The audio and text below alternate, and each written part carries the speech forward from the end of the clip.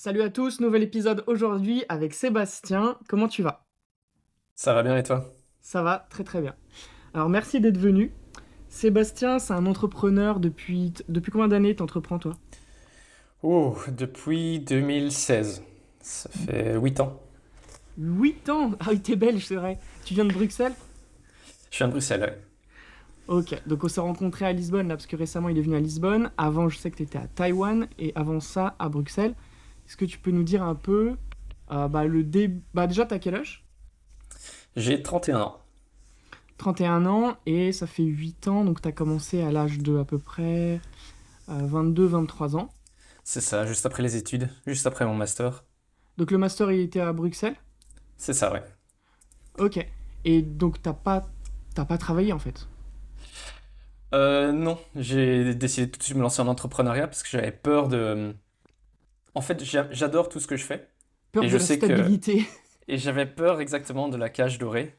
Ok. Donc, je m'en suis écarté le plus vite possible. Incroyable. Est-ce que tu faisais déjà un peu d'entrepreneuriat avant même, pendant tes études, pendant le lycée, collège et tout? Oui, en fait, ça a commencé pendant mon échange à Taïwan. Ah ok, Donc, c'était pendant tes études où t'étais déjà allé voir un petit peu le pays quoi. exactement, ouais. Et là, en arrivant, en fait, ce qui est cool quand tu vas à l'autre bout de la Terre, c'est que tu vois plein de choses que les locaux ne voient pas, mais que toi, avec ton prisme d'Européen, en fait, tu vois les choses auxquelles eux n'ont pas encore pensé, ou les petits trous dans le marché que tu peux aller chercher assez facilement. Ok, genre ah mais vos bubble tea, il y a pas assez de bubbles. Non, Ah, genre ah non, il y a pas assez de goût des non, les bah, en bubble fait, tea, c'est vraiment leur truc qu'ils ont ramené ici qui fait un c'est carton. ça, c'est l'exemple inverse, en fait. Ça, c'est le Ouais. Taïwanais qui est venu en Europe et qui s'est dit, attends, mais il n'y a pas de bubble tea ici, il Mais faut que je qu'est-ce que l'amène. c'est? Qu'est-ce que c'est que ce bordel? Déjà, je serais mon propre client, ça fera déjà un client. Le Taïwanais, il se dit, moi, j'en bois tous les jours, normalement. Ah, ils sont trop bons là-bas. Putain, j'ai fait un échange aussi à Taïwan 5 mois. Qu'est-ce qu'ils sont bons là-bas. Waouh. Mais il y a Ouais, moins de goûts. Je sais qu'à Paris, Lisbonne, il y en a. C'est bourré de goûts différents. Là-bas, c'est plutôt deux trois goûts, mais ils sont bien. exact. Et ça vaut pas cher. Ah ouais, c'est incroyable. Et donc, toi, dans ton prisme, donc t'es arrivé là-bas et t'as vu quoi? Il y a des failles? En fait, ce qui s'est passé, c'est que j'ai loué un appartement qui était vraiment exécrable. On l'appelait le rat hole, donc le trou à rats. Ok. Et j'ai choisi cet appartement parce qu'en fait, bah, il n'était pas très cher et les colocs étaient incroyables. Vraiment cool, dynamique, entrepreneuriale. Et donc, pendant, pendant le semestre, on s'est dit, bon, bah, c'est pas possible d'habiter là-dedans. Donc, on a commencé à repeindre un peu l'appartement. On est passé au Ikea. On a un peu retapé tout ça. Il y a Ikea à Taïwan? C'était assez nouveau, mais il y a Ikea à Taïwan. Ouais. Maintenant, il y en a trois à Taipei. Donc ça s'est bien développé depuis. Et donc on est passé à Ikea. Et en fin de semestre, la propriétaire qui vient faire l'état des lieux et qui demande, tiens, c'est vous qui avez retapé l'appartement? Bah, tout fier, on dit, bah ouais, regarde, c'est beau, c'est stylé. On a des beaux meubles, un bon lit. Euh, et là, elle dit, mais vous savez que dans votre contrat, il y a dit que vous pouvez pas modifier l'appartement. D'accord. Et donc là, on se dit, ah, bah zut, on va perdre notre caution. Elle est fâchée. Et en fait, juste après, elle nous dit, mais en fait, j'ai 48 autres chambres. Est-ce que ça vous intéresse de les retaper et de les gérer? Incroyable. Donc c'est un peu arrivé, ouais, d'un coup, quoi. C'est Sans faire ça. exprès, pour ton confort. Et, euh, Ouais. et Ouais. Et 48 ensuite, je suis chambres, rentré en c'était un gros Belgique. deal. Gros deal quand C'était un même. deal plutôt sympa. En fait, oui, là-bas, tout l'immobilier est assez concentré. C'est quelques familles qui possèdent beaucoup de chambres. Ok. Donc ça va très vite. Ok, donc là, t'es rentré à Bruxelles ou t'as commencé directement les travaux? Là, je suis rentré à Bruxelles pour terminer mon master, mais les colocs sont restés. Et Hmm. ensuite, bah, en terminant mon master, un an plus tard, je voulais retourner à Taïwan. Mes colocs m'ont dit, ne reviens pas. En tout cas, pas pour faire ce business-ci, parce qu'il y a plein d'étrangers qui ont commencé à faire pareil. C'est vraiment, tu sais, c'est les marchés où tu arrives pile au bon moment et tout le monde voit la même opportunité au même moment, quoi. Et donc là, je me dis, bon, bah, si tous les étrangers commencent à retaper des appartements et qu'il y en a des centaines, mais qui utilisent toujours que Facebook pour faire la communication sur leurs appartements, il manque une plateforme un peu structurée. Et donc, ça a été ma première startup. Ok. Tu peux donner le nom, les détails, etc.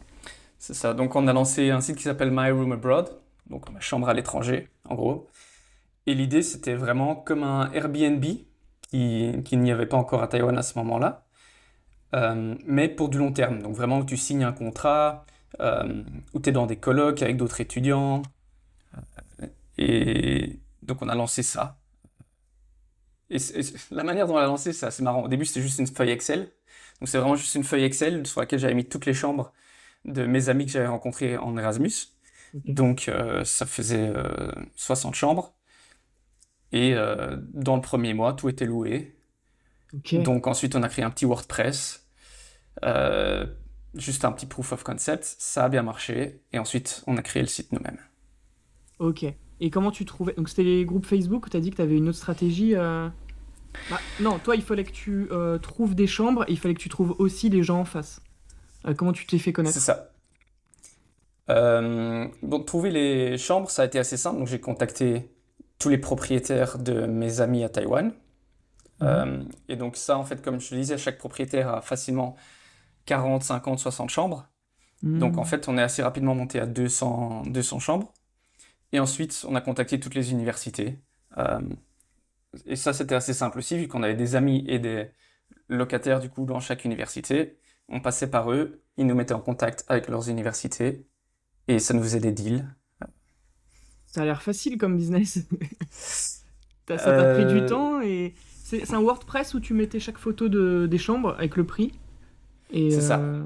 Mais attends, mais Euh, WordPress, c'est pas vraiment fait pour ça. Il faudrait plutôt une web app.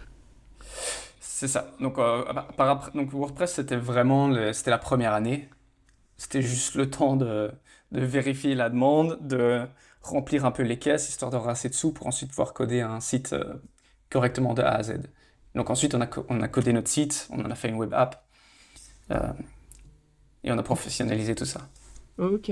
Et le business model, il a changé ou c'est comment d'ailleurs comment tu gagnais ton argent là-dessus?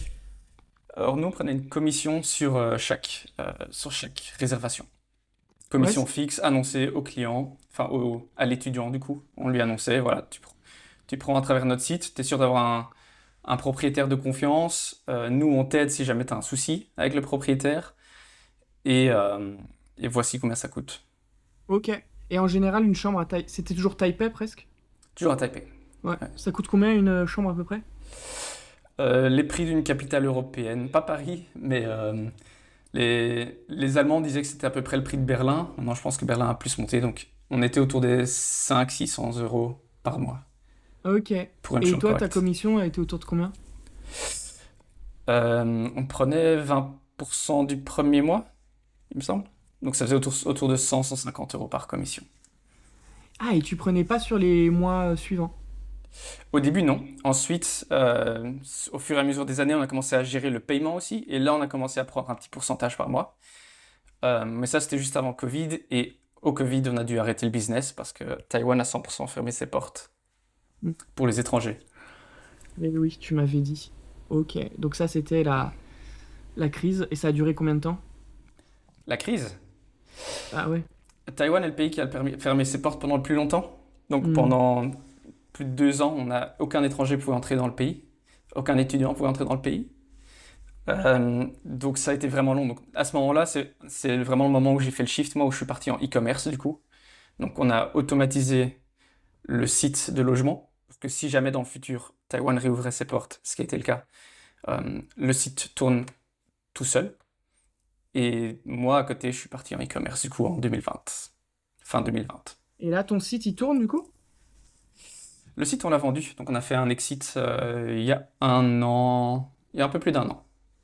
Tu l'as vendu à quelqu'un de quelle origine? Un couple taïwanais-américain. Donc, parfait, quoi. On a un Américain qui a un anglais parfait, qui connaît la culture des étrangers et tout ça, et leurs attentes en termes de logement. Et puis, on a un Taïwanais qui sait ce qui se passe au niveau des logements taïwanais et de ce auquel les gens peuvent s'attendre en louant un appartement à Taïwan, et qui peut du coup aussi mieux garder les connexions avec les universités à Taipei. Ok. Et ça, c'était en quelle année à peu près que t'as revendu? Du coup, c'était après le Covid ou pendant le Covid que t'as vendu? Après le Covid. Donc après le Covid, en fait, ce qui est intéressant, c'est que notre concurrent principal, c'était Facebook. Parce que en 2020 et en 2018 jusqu'à 2020, tout le monde cherchait son logement sur Facebook. Et donc, c'était vraiment essayer de convaincre les gens de prendre notre plateforme qui était plus sécurisée plutôt que passer par Facebook. Euh, mais ensuite, après, bah, enfin, je pense que vous en êtes rendu compte aussi en Europe, c'est depuis après Covid, il y a plus grand monde qui utilise Facebook en fait, dans les étudiants. Et du coup, en fait, notre site est devenu plus gros qu'avant le Covid, alors qu'on ne mettait plus aucun effort de communication parce qu'on était le seul à proposer ce genre de service hors Facebook. Ok, et vous avez ouvert plus de villes que juste Taipei? En 2020, on était en train d'ouvrir 2 autres villes à Taïwan, Taichung et Kaohsiung. On avait une centaine de chambres dans chaque ville, mais on a été coupé court. Ok. Ouais, et du coup, toi, qu'est-ce que tu faisais pendant ces 2 ans? Donc, tu as automatisé ton site, tu as préparé l'exit, et puis tu t'es mis en e-commerce pendant quelle année? En 2020. Donc en fait, donc, Taïwan annonçait assez tôt qu'ils allaient fermer leurs portes pendant longtemps. Ok, Et donc, ils annonçaient chaque fois que pendant les 8 prochains mois, les portes allaient être fermées. Donc, quand on a eu un premier semestre, un deuxième semestre qui ont été fermés, on s'est dit, bah, en fait, là maintenant, il est temps de, de trouver une autre source de revenus. Et là, j'ai eu de la chance, j'avais un ami qui était en e-commerce et qui commençait à partager ses chiffres dans ses stories Instagram. Du coup, j'ai vu ces chiffres qui me paraissaient assez intéressants, parce que tu sais, 2020, il y avait des bons coups à faire en e-commerce. c'était quoi Et donc, comme chiffre à peu près les fourchettes? oh, je me souviens plus, mais rien que voir, il me semble que ça devait être du 6 chiffres. Hmm. Et, mais tu sais, à l'époque, tout ce qui est au-dessus de 20-30 000 par mois, c'était excitant, quoi. Ouais, bien sûr. Donc, je, je l'ai contacté et j'étais prendre un café avec lui. Et je lui ai demandé, tiens, il me faut combien de temps pour réussir à me faire un salaire en e-commerce? Parce que mon but, c'était d'assez rapidement retomber sur mes pattes, pour ensuite décider de la suite de manière plus calme. Ouais, et qu'est-ce Et qu'il t'a là, répondu? bah là, ce qu'il m'a répondu, c'est, écoute, ça peut prendre 2 mois comme ça peut prendre 2 ans. Ou Mais deux par ans contre, pour faire un salaire? bah, finalement, ça dépend de comment tu t'y prends, quoi. Mais effectivement, en e-commerce, j'ai vu des gens galérer pendant un peu plus longtemps que d'autres. Ouais. Euh, et là, ce qu'il m'a dit par contre, c'est que lui avait une marque qui commençait à fonctionner en France et en Allemagne, et il cherchait quelqu'un pour le marché anglophone. Tout ça, pendant le premier rendez-vous, pendant le café, il t'a presque proposé un job en fait. Yes, exact. Mais on se C'est connaissait incroyable. déjà d'avance, hein. Lui nous avait déjà aidé pour notre pub Facebook pour la startup d'avant. Et puis c'était un ami, donc on connaissait nos manières de réfléchir et nos manières de Ok. travailler. Ok, ouais, vous vous connaissez. Vous avez fait. C'est quoi? Vous avez fait des soirées entre Français étudiants ou? Soirée, dîner. Lui était travailleur, donc il étudiait pas, mais ouais. Ok. Et aussi à Taïwan, beaucoup de gens nous connaissaient du coup parce qu'en fait, dû au fait qu'on s'occupait du logement, on était un peu une porte d'entrée vers tout l'écosystème en fait. Donc les gens nous connaissaient assez bien déjà C'est vrai que comme t'as ça. toujours un business à relancer. Si t'as tous les emails, les contacts, t'as toujours un truc à faire peut-être avec eux. Tous ces... Ah bah non, parce que les étudiants, ils vont, ils viennent quoi. C'est ça, ils viennent. Hmm. C'était Et les écoles qui étaient d'ailleurs, intéressantes et celles-là on les a revendues. Enfin, on a revendu les contacts du coup pendant l'exit. ouais, et d'ailleurs pendant l'exit, est-ce que tu sais si ce couple qui a racheté en fait les deux associés, est-ce qu'ils sont Mhm. toujours sur le site? Est-ce qu'ils ont changé le nom de domaine? Est-ce qu'ils ont amélioré ou ils ont déjà revendu ou... Ils ont tout gardé. Donc leur but c'est de garder, c'est de faire grossir ça. Ils ont créé un nouveau site parce que notre site, il a été un peu délaissé pendant 3 ans. On n'a pas vraiment fait d'update technique.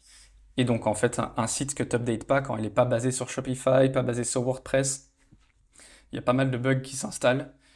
Donc là, leur première étape, ça a été de juste recoder tout un nouveau site et ça s'est fait maintenant. Donc je pense qu'ils ont un bon avenir devant eux Cool, avec, euh, tu les avec suis cette un petit marque. peu, tu restes en contact? Ouais, ouais, absolument. Ça reste mon premier bébé, hein. Tu sais, Ah, quand on fait un exit, c'est l'adolescent ouais, que t'as lâché. 14 ans, c'est tiens, ça. prends-le. C'est ça, c'est ça. Mais tu veux quand Prenez-le, même encore savoir s'il se porte bien. Vous avez l'air d'un couple sérieux, prenez mon petit gosse. Mais par contre, je veux des nouvelles, ouais. C'est ça, hein. C'est ça, c'est ça. Et là, en fait, on vient de vendre un autre site, un site e-com il y a 2 mois. Et en fait, c'est pareil, t'as beau avoir vendu le site, t'as envie que l'acheteur ait des chouettes résultats avec. Donc, en fait, tu continues à suivre, tu continues à donner des conseils, tu restes impliqué. Ok, ok, ouais. Attends, on revient chronologiquement. Donc là, on est en quelle Ok. année? Alors, on parlait de mes débuts e-com, ça c'est 2020. Ouais. Après le café, avec ton ami. D'ailleurs, on peut le dire son nom, il est un peu connu. Moi, je le connais, mais. Yes, c'est mon amie Sofiane. Voilà. Ouais. Qui a fait de l'e-com. Bah, je l'inviterai, tiens, hein, peut-être, on verra s'il veut bien venir au podcast, comme ça on connaîtra aussi sa story. J'espère Ok. qu'il dira oui, très intéressant comme personnage. Alors, ok. Donc là, tu te lances en e-com avec lui. C'est ça. Et là, pour moi, ça a été le moment déclic, parce qu'en fait, ça marque sur le côté, sur le marché français et allemand, commençait à vraiment bien marcher. Et puis, en fait, dans les 2 premiers mois, on est monté à plusieurs, à 6 chiffres, disons-le comme ça. Ok. Et ça, pour moi, ça a été un moment révélateur. Hmm. Donc ton salaire, tu l'as fait au final en un mois, 2 mois? C'est ça. Mais en fait, même pas, parce que du coup, j'ai pris ça plutôt comme un mentorat.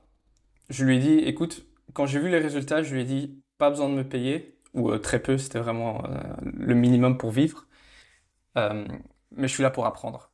Et ensuite, dès que je sais voler de mes propres ailes, il y a des chances que je parte. Ok. Et donc ça a été notre deal. Ok. Donc t'es resté combien de mois t'es resté avec lui? Bon, finalement, ça s'est tellement bien passé que je suis resté avec lui quasi 2 ans. Ah, ok. Mais on Pendant a deux changé le ans, deal t'étais pas en... payé. Ah, t'as changé le Non, non, on deal. a changé le deal en chemin. On a changé le deal en chemin. Ouais. Ok, bah raconte-nous, genre, le premier mois. On peut donner. Je crois que le shop, il n'existe plus. On peut donner un peu les produits, etc. Oui, c'était des fossiles magnétiques. Ok. C'était intéressant parce que donc on était en Covid, c'était la période des zooms. Donc la seule partie du visage que les femmes, enfin auquel les femmes portaient de l'attention, c'était les yeux, vu qu'il y avait les D'accord. masques pour cacher le reste du visage. C'est vrai. Et du coup, tout le monde voulait essayer les fossiles à ce moment-là. On a profité de la vague.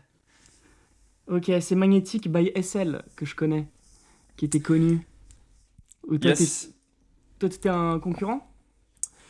Euh, Pas vraiment, je pense, parce que eux ont eu une vague plus tôt. Il me semble que eux étaient plus, enfin, ont eu leur grosse vague en 2018-2019. En 2020, j'ai l'impression que, tu sais, en e-commerce, c'est très cyclique. Ouais. Et j'ai l'impression qu'on était sur une nouvelle vague sur laquelle eux avaient pas encore sauté. Ce qui est peut-être pour ça qu'on a eu tellement de succès à ce moment-là. Ok, donc là, c'était 6 chiffres tous les mois. Grâce à quelle stratégie, comment tu faisais ton acquisition? Ça, c'était assez intéressant. On avait Snapchat en France et en Allemagne qui marchaient très très bien. Et d'ailleurs, on avait des contacts avec les reps parce que je pense qu'on était parmi les plus gros spenders à ce moment-là. Ok, c'est Euh, quoi comme spend, genre? Fallait pas monter à beaucoup, hein, mais on faisait du 6 chiffres juste sur Snapchat, il me semble, par C'était quoi mois. comme ROS? On était à du 2,5. Ok, C'était donc très rentable ouais. pour ce genre de produit. Parce que ce produit, il coûte combien en vrai à sourcer puis à revendre? Rien, pas grand-chose. Mais on gardait notre règle standard qui est faire du x3. À l'époque, c'était le chiffre qui marchait bien. Donc en gros, tu prenais ton coût produit, tu le multipliais par 3 et, Hmm. euh, et ça te faisait ton prix à la vente. Tu le vendais à peu près à 15 euros? Non, non, non. Ouais, du coup, en fait, peut-être pas. En fait, ce qu'on faisait, c'est qu'on faisait des bundles aussi. Non, du coup, peut-être avec ce produit-là, on n'a pas fait x3. Donc, en gros, c'était des bundles et on les vendait à 35 euros Ouais. pour 3 paires. Ok, donc 3 paires parce que les filles en général les cassent ou parce que c'est des cils qui sont un peu différents les uns des autres? Il y en a des plus longs. C'était des styles différents. Et Ok. alors, nous, ce qui était spécial avec notre produit, c'est qu'il y avait un applicateur. Donc, en fait, c'était pas avec un liner magnétique, t'as une sorte de pince qui permettait d'accrocher les Les- fossiles à tes vrais cils. Ok. de Ok, manière ok. magnétique. Mais est-ce que les filles, elles avaient... Non, c'est tout le temps du noir, il n'y a pas d'autres couleurs? C'était que du noir. À ce moment-là, il n'y avait pas encore tout ce qui était cils bleu, rose, tout ça. Ok, ok, ok. Donc là, c'est ROS de 2,5 tous les mois. Pendant combien de temps vous avez réussi à être sur ce produit? On a fait ça tout Q4. Ensuite, Hmm. après Q4, on a essayé de voir si on pouvait tourner ça en vraie marque. Donc, tu sais, quand tu fais du dropshipping, le but, c'est souvent de pouvoir tourner ça en vraie marque par la suite. Et là, ça a été complexe. Les fournisseurs nous ont dit qu'il n'y avait pas vraiment moyen d'améliorer le produit. Et l'expérience client n'était pas suffisamment bonne pour nous pour le tourner en marque. Parce qu'en fait, comme ça touche au cils, il faut venir très proche des yeux. Et donc, en fait, les premières fois, c'est très difficile à appliquer. Et donc, tu es avec un produit qui marche très bien, mais où l'apprentissage est tellement long ou tellement délicat au début que l'expérience client est pas aussi bonne que ce que tu voudrais pour créer une vraie marque long terme. Ok, je comprends. C'est comme moi, j'avais commencé les lentilles de contact il y a... Bah maintenant, ça fait au moins 15-20 ans que j'ai des lentilles de contact. Mais le Mhm. premier mois, je passais 1 heure par jour à juste les mettre. Alors que le produit, il marche très Exactement. très très bien. Il marche très bien.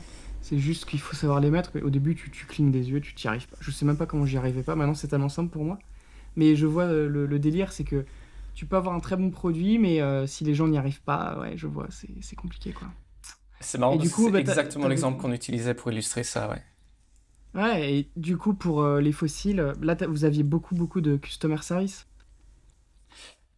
Oui, mais dans tous nos sites e-commerce, on a toujours mis beaucoup de customer service, même de manière proactive en fait. Donc, on aime bien avoir beaucoup de customer service en place. Contact Ouais. avec le client.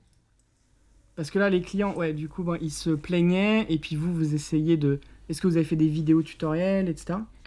Exactement. Donc, on avait des vidéos tutoriels, mais tu sais, t'as beau les mettre partout, les mettre dans les mails de confirmation et tout ça, les gens les regardent pas jusqu'au moment où ils reçoivent le produit. Et ensuite, tu dois quand même leur renvoyer parce qu'ils pensent que le produit ne marche pas correctement. Ouais. Ok, donc les cils magnétiques est un peu compliqué. Bon, C'était en un peu janvier, compliqué. du coup, en janvier, vous avez switché, vous avez fermé, ou comment vous avez fait? Là, on a fermé. Donc, on a d'abord essayé de tester des nouveaux produits. On a eu des nouveaux exemplaires. On a fait ça pendant un mois et demi. Rien ne nous a convaincus. Ensuite, du coup, on s'est dit fin février, mi-février, fin février.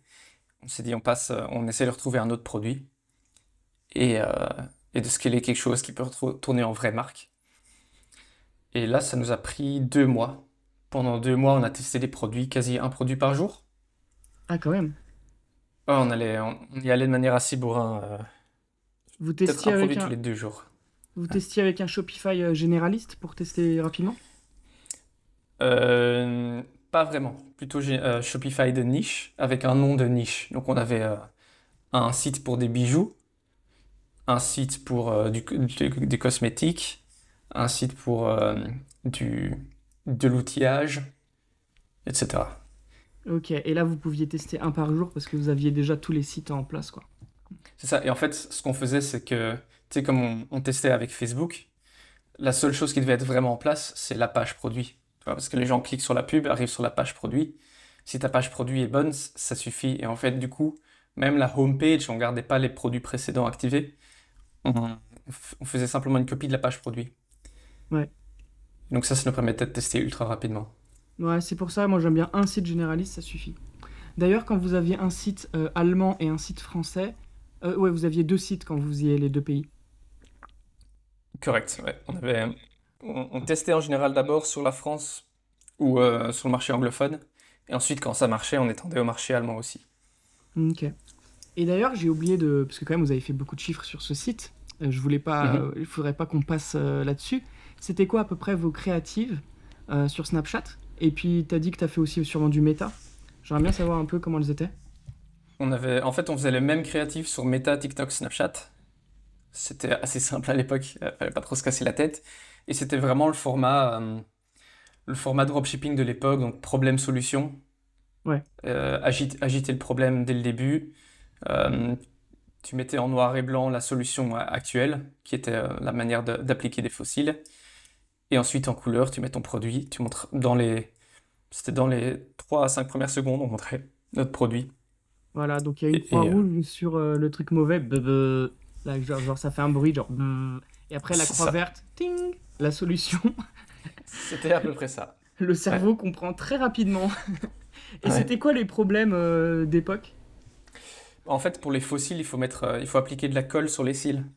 Et donc, donc tu mets de la colle sur tes vrais cils et c'est un vrai problème, c'est très très galère.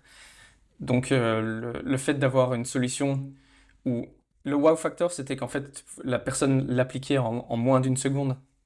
Parce que comme ce que tu disais avec tes lentilles, quelqu'un qui sait comment les appliquer, bah, en fait c'est les appliquer vraiment très très rapidement. Et donc ça économisait 15 à 45 minutes aux femmes avant de sortir en soirée, quoi.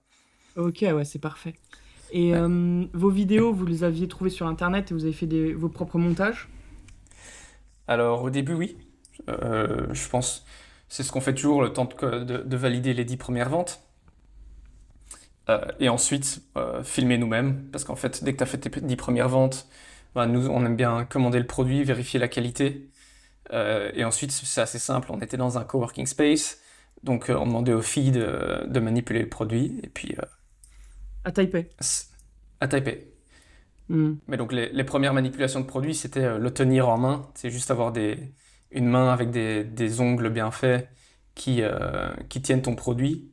Et ensuite, par contre, la partie application, c'est vraiment mettre les fossiles sur le visage.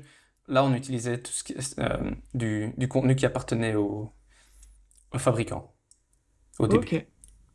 Ok, et tu rajoutais une petite musique, tu utilisais CapCut déjà à l'époque? Non, CapCut n'existait pas encore.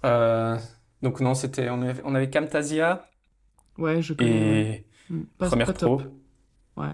Ouais, c'est quand même beaucoup moins bien que CapCut, hein. Ouais, c'est vrai. Et tu mettais une musique, tu mettais les textes pour agiter le problème et montrer la solution, ou même pas tant que ça, juste une vidéo? Si, si, ouais, musique, texte. À l'époque, il fallait être, enfin, en tout cas, les best practices, c'était d'être assez agressif, hein. Donc, musique bien dynamique avec des bonnes basses. Euh, la vidéo en accéléré fois 1,5 fois 2 pour que ça aille vite. Tu puisses Ouais. montrer la solution rapidement. Gros texte, un peu format brut, je dirais. Tu vois, à l'époque, il y avait des vidéos brutes sur Facebook qui tournaient Ok. avec des grosses captions et gros sous-titres. Donc on faisait dans ce style-là. Ok. Et donc toujours en format vertical, story, enfin le 9/16e. À Et... l'époque, on faisait carré, vu que c'était 2020. Mais pour Snap, C'était pareil. TikTok carré? Pour Snap, ouais, TikTok carré. Ça marchait. À l'époque, tout marchait. Ok. Carré, alors parfois il fallait mettre un background de couleur et alors ajouter du texte. Donc là, on en profitait pour ajouter les 20%, 20% de promotion, par exemple. D'accord. Ouais, bon, pas très jojo, hein. Pas très Ah non, joli. il fallait pas être joli. C'est parfois, juste avoir le bon message ou les bons clips Wow Factor suffisent et le client t'excuse beaucoup pour le reste du montage vidéo. Ouais. Et la page produit a été bien copyrightée, tu mettais des applications, ou qu'est-ce que tu faisais pour avoir des petits tips? Alors, page produit, ce qu'on aime bien faire, c'est commencer directement par 3 à 5 bénéfices Mhm. du produit. Donc, prête en 1 minute au lieu de 45 minutes, tu vois, un truc comme ça. Ok. Et ensuite, juste en dessous, mettre un GIF ou une vidéo qui montre le produit en action. Donc, Ok. moi, c'est les deux parties les plus importantes de ta page produit. Ensuite, tout le reste, pas très important. Mais les bénéfices et le produit en action, c'est le plus important, c'est clé, c'est indispensable. Ok. Donc, combien de revenus vous avez fait total sur ce site avant de le fermer? Il me semble qu'on devait être autour de 600 000. Ok.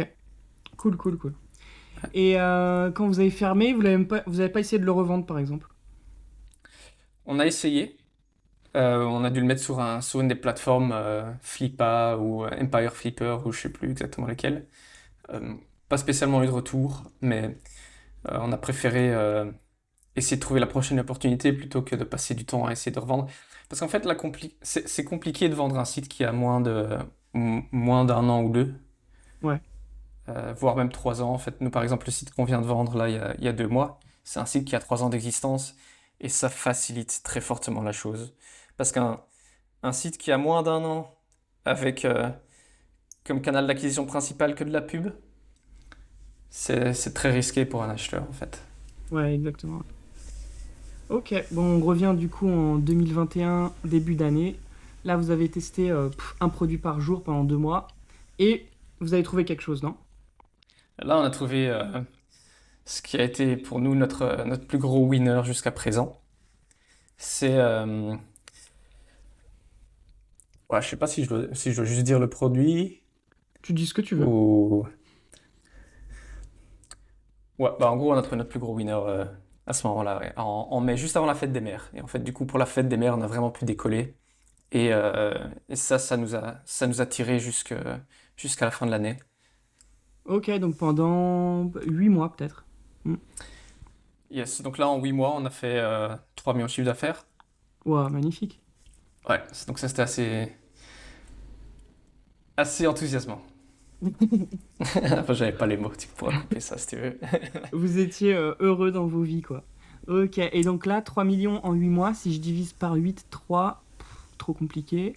Ouais, c'était surtout sur avant Noël que vous avez fait le plus de chiffres. C'est Q4 et fête des mères, en gros. Hmm. Et vous aviez beaucoup de produits sur ce site?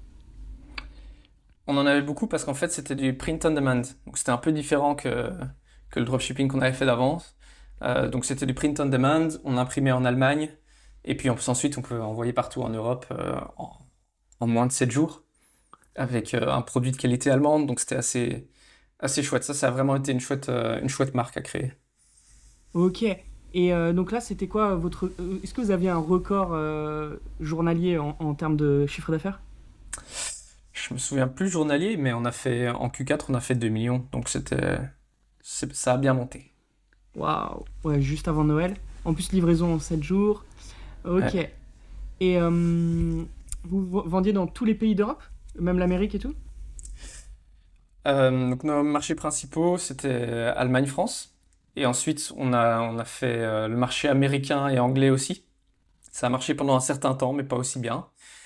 Puis on a essayé les autres pays d'Europe. On a essayé l'Italie, l'Espagne, et là, ça n'a pas pris. Parce qu'en fait, notre panier moyen était assez haut, hein. On était à du 89 en panier moyen. Ouais. Donc c'était assez cher. Donc le sud de l'Europe a eu plus de mal à prendre. Ok. Et du coup, ça fait 2 fois que tu parles de France et Allemagne. Quel est le meilleur marché selon toi entre les deux? Pour nous, ça a toujours été la France. Ok. Je pense qu'il y a une question d'affinité aussi. Tu sais, t'as le meilleur vocabulaire, t'as les bons mots, tu sais ce qui résonne avec les gens dans ton pays, quoi. Et pour nous, chaque pays qu'on a ouvert a été, je dirais, nous a coûté 10 fois plus à ouvrir que d'ouvrir le marché français. Ok. Intéressant. Et quand tu dis France, est-ce que tu mets aussi Belgique, Suisse, Luxembourg? C'est ça, oui, francophonie. Ok, donc tu vises quand même plusieurs pays. Hmm. Ouais, mais finalement, Facebook finit par optimiser pour la France. Ok. Ok, intéressant. Donc là, ouais, vous étiez heureux dans votre vie, vous étiez à Taïwan, tranquille, tout le temps au coworking, tous les jours que vous bossiez au coworking tous les deux? Tous les jours au coworking, à un moment, c'était presque plus que moi qui m'en occupais. Parce que c'était Ok. ça un peu le but, c'était que moi je fasse la gestion et qu'ensuite, bah, derrière, mon associé soit plus le propriétaire que le gestionnaire de la boîte. Ok. Donc lui, il travaillait sur quoi pendant ce temps-là? D'autres choses, il utilisait les sous pour essayer de créer des apps Shopify, d'autres projets, passions qu'il aimait bien. Hmm. Donc ouais, bah, tu le voyais quand même tous les jours ou tu travaillais vraiment tout seul? Non, donc on se voyait tous les jours, au moins sur la pause de midi. Hmm. Il passait au moins 2 heures par jour au coworking. Parfois, c'était juste le temps de la pause de midi. Mais donc, non, je le voyais tous les jours. Et je pense que c'est important pour, même si un jour vous recrutez un gestionnaire ou quoi, c'est toujours intéressant pour lui d'avoir quelqu'un sur qui il peut rebondir ses idées, un petit avis externe auquel il a accès régulièrement. Ça, Et c'est toi ça qui joue avais le beaucoup. dernier mot? C'est lui qui avait le dernier mot. Ok. C'est moi en général, c'est plutôt ça. C'est moi, j'apporte toutes les idées. Et puis de temps en temps, je suis un peu perdu. Je me dis, bon, en fait, j'ai trois options devant moi. Laquelle je prends? Et là, lui aide à trancher. Ok, donc en fait, les 3 millions, c'est toi qui les as fait presque tout seul. Je ne dirais pas ça parce que il avait beaucoup plus d'expérience que moi. Donc, comme je disais, moi, j'étais là pour l'apprentissage. Donc, on peut dire que j'étais sur le terrain pour les faire, mais c'est pas le soldat nécessairement qui gagne la guerre tout seul, tu vois. Ok. Ok. Et on n'a pas parlé au fait au niveau des chiffres sur les pubs. D'ailleurs, pour ce site, c'était quoi les créatifs? C'était le même type agressif? Non, là, ça a été beaucoup plus UGC. En fait, on avait un produit cadeau qui était assez. La réaction était assez incroyable. Quand les gens recevaient leur cadeau, ils pleuraient de joie, ils criaient de joie, ils rigolaient. Donc, on utilisait vraiment ça dans nos pubs, en fait. Donc, en fait, on demandait à nos clients de filmer la scène quand les gens recevaient leur cadeau. Ok. Et ensuite, on utilisait ça comme pub. Et c'était simplement on a eu des pubs qui ont fait 6 chiffres à elles toutes seules, où c'était 15 secondes d'un client, vrai client, qui déballe son produit. Trop bien. Ouais, ils te faisaient leur pub. En fait, ils te créaient tes pubs, quoi. C'est incroyable. Donc, c'est de la vraie UGC, ce qui est rare. La vraie GC. Ouais. Ok. Et beaucoup de tes clients t'envoyaient des vidéos? Ouais, donc ça, on avait mis en place, on avait un concours. En gros, toutes les semaines, on remboursait 2 à 3 clients si on utilisait leurs vidéos dans nos pubs. Incroyable. Donc ils étaient là à faire leur vidéo qui prend que 10 secondes. De toute façon, ils l'auraient même faite peut-être naturellement. Ils te l'envoient Exactement. et ils peuvent être remboursés du prix total qui est à peu près 90 euros, voire plus. Donc ça vaut le coup largement d'envoyer la vidéo. Moi, je l'aurais fait. Exactement. Et parfois, tu avais des bonnes réactions, parfois des réactions peut-être blasées. Mais... Oui, 9 vidéos sur 10 n'en valait pas la peine, mais ensuite, la vidéo qui fonctionne, c'est avec une petite fille qui reçoit sa toile et qui crie de joie, avec une grand-mère qui pleure. Parce qu'on était encore en période Covid à ce moment-là, on était encore en période confinement. Donc, recevoir un cadeau de sa famille à ce moment-là, ça faisait vraiment des réactions émotionnelles très fortes. Et ça, c'est ce que tu utilisais dans le ou. Et ça, c'est ce qu'on utilise dans le hook et parfois même dans la vidéo complète. Et alors, ce qui était intéressant aussi, un autre angle qu'on utilisait, c'est qu'en fait, donc, nos produits étaient personnalisés. Et quand la personne arrivait sur notre site et tapait les prénoms de sa famille, ou des personnes qui voulaient mettre sur le produit, les, le produit se customisait instantanément. Ouais. Et donc ça, c'était un gros wow factor. Et donc en fait, une de nos vidéos, c'était juste littéralement quelqu'un qui tapait 5 prénoms sur notre site et tu voyais instantanément les prénoms arriver à l'écran, euh, prêts prêts à être créés en fait, prêts à être imprimés. Et donc dans cette vidéo, est-ce que c'est un plan où tu vois, en fait le plan, il y a la personne qui tape sur son portable ou sur son ordi, tu vois vraiment les mains taper, ou est-ce que c'est juste un screenshot vidéo du site? On a fait les deux ont fonctionné. Ok. Non mais j'aime bien les détails de logistique, parce que comme je fais plein de vidéos, voilà. Ok. Yes, les deux ont fonctionné. Et là, c'était des vidéos carrées encore? Carré et... Oui, en fait oui. Et peut-être quand je dis carré, c'était peut-être 4 cinquièmes déjà. Mais il me semble que c'était plutôt carré. Et non, on prenait pas le temps de faire du 9 16e. Ok. Quoique, non, sur les vidéos UGC qui étaient filmées par les clients, là on faisait du 9 16e vu que c'était déjà filmé en format téléphone. Ouais. Mais on créait toujours une version carrée pour être sûr pour les feeds Facebook qui à ce moment-là demandaient du Ouais. carré. Et est-ce que vous rajoutiez un peu de texte et une petite musique de fond, ou vous laissiez juste tel quel, une UGC telle quelle, et vous mettiez quand même du texte, j'imagine, dans l'ad copy Facebook? Dans l'ad copy et dans le titre. Donc, enfin, dans le titre. On créait, on mettait une headline sur la vidéo, mais ça bougeait pas, quoi. Donc ça disait cadeau, prénom personnalisé, Ok. par exemple. Et ça restait tout le temps de la vidéo, par exemple. Ok. Ok. Ok. Tu te rappelles des ROS? Yes. Alors, en période de fête, ça montait à 4, 4,5 Parfait. à grande échelle. Et sinon, en temps moyen, on tournait autour de 2, 2,5. Ok, parfait aussi. Donc tout va bien, quoi. Et vous Ça avez allait jamais plutôt bien. perdu d'argent avec ce produit, quoi. En fait, ça a très très bien marché pendant les 10 premiers mois. Et ensuite, en février, on a commencé à galérer.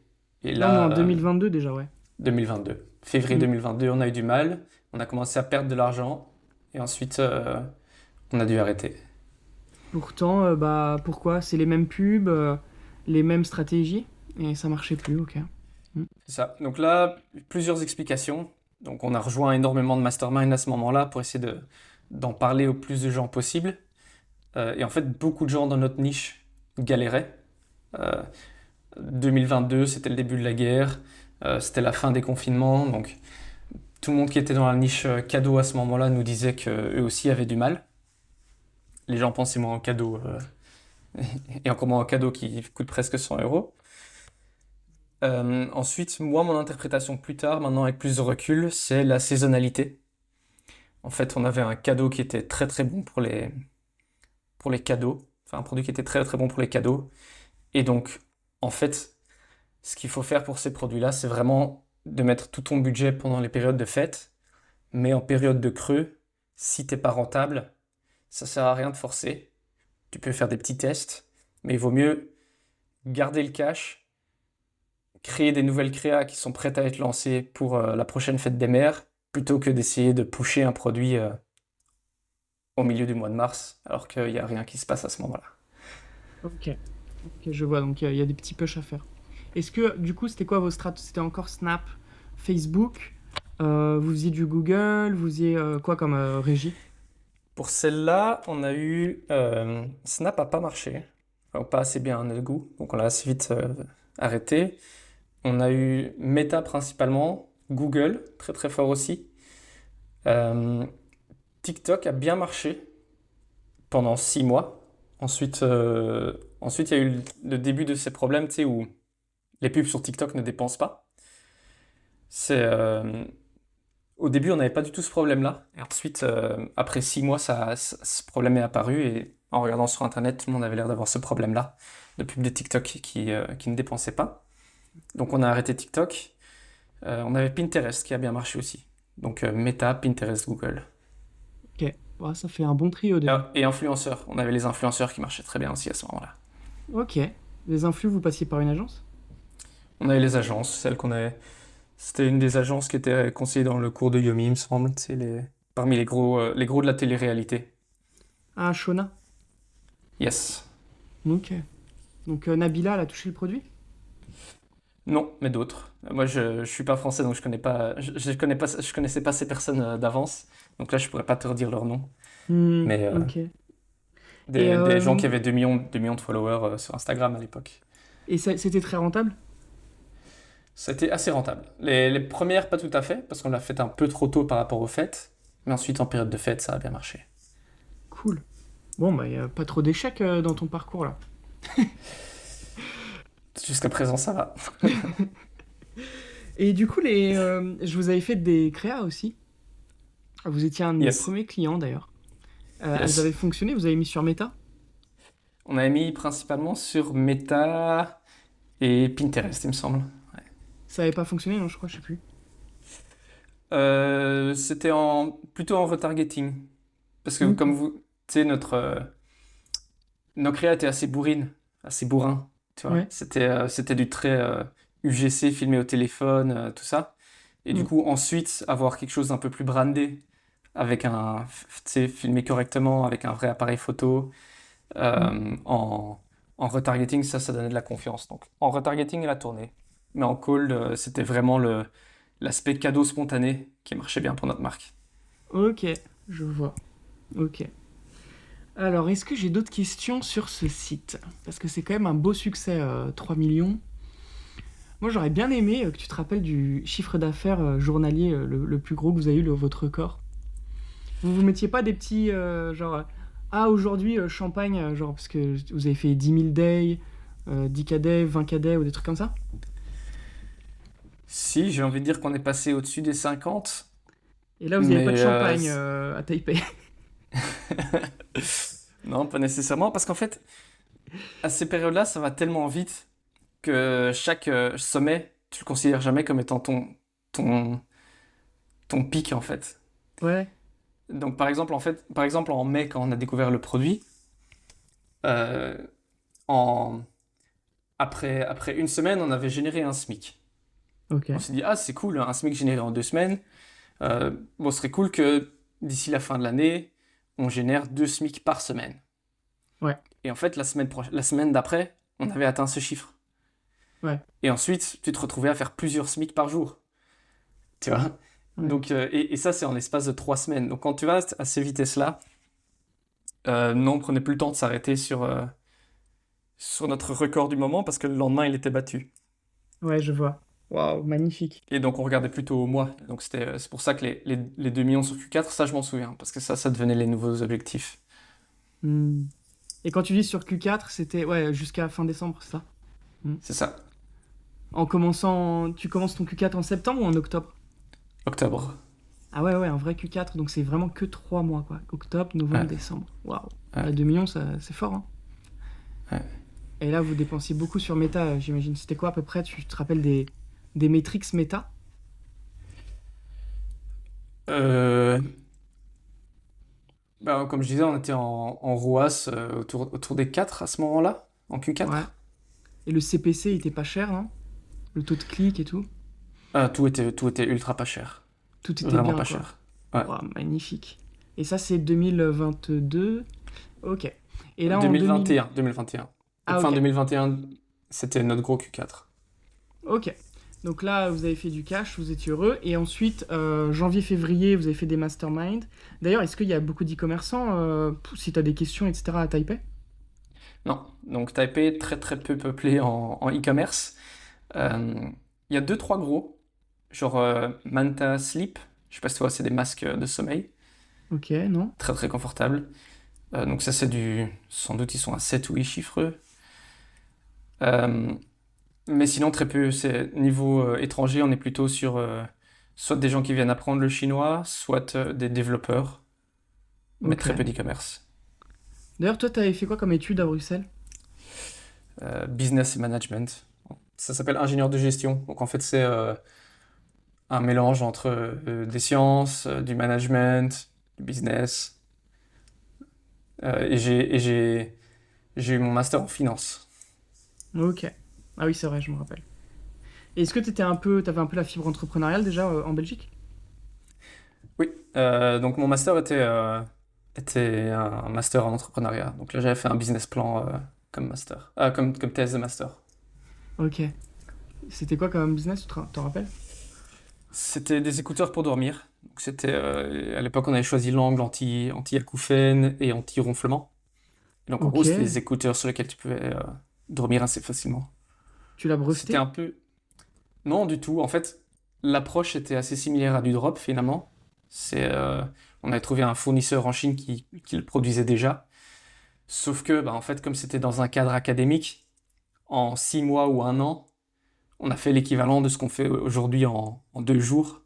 C'est-à-dire créer toute la value prop, tester le produit et valider s'il y a une demande. Mais en milieu académique, on aime bien que tu fasses un vrai business plan, un value proposition canvas, que tu ailles faire des interviews de clients, des interviews d'experts, etc. Alors qu'aujourd'hui, bah, en fait, c'est... On fait Facebook pareil avec le Ads. drop, mais c'est Facebook Ads et tu sais en 48 heures si Facebook ton produit Ads, marche ou pas, quoi. fais ton business plan avec Facebook Ads, quoi. Exactement. Une créa, bas de gamme, un prix, hop, tu testes. C'est bon. Exactement. Ok, donc vas-y, reprenons où on en était. Donc là, vous avez arrêté ce site, vous avez essayé de le vendre? Celui-là, on a essayé de le vendre aussi. On a mis sur les plateformes. Et de nouveau, pareil, en fait, comme le site n'a pas assez d'historique. Et en plus, à partir de 2022, ça devenu moins bon pour vendre. Le pic pour vendre son e-commerce, c'était en Q4 2021. Ok. Et ensuite, il y a eu un renversement en 2022.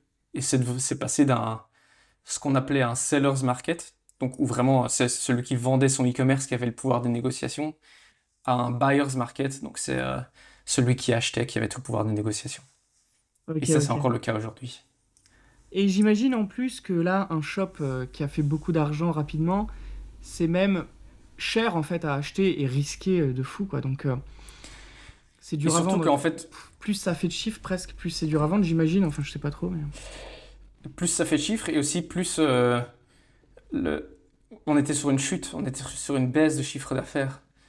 Et donc, quand tu passes d'un Q4 vertigineux à un Q1 où t'es break-even, ça fait très peur aux acheteurs.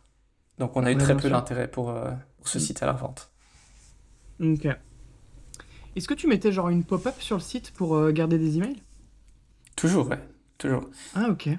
Et ce qui est très rigolo, c'est que le comportement est très très différent d'un pays à l'autre pour les pop-up. Un Français donne son adresse mail sans réfléchir. Genre vraiment, ça marche très très bien. Tu reçois énormément d'adresses mail. Un Allemand va presque pas te la donner. Ouf. Genre, c'est très difficile d'obtenir l'adresse mail d'un Allemand.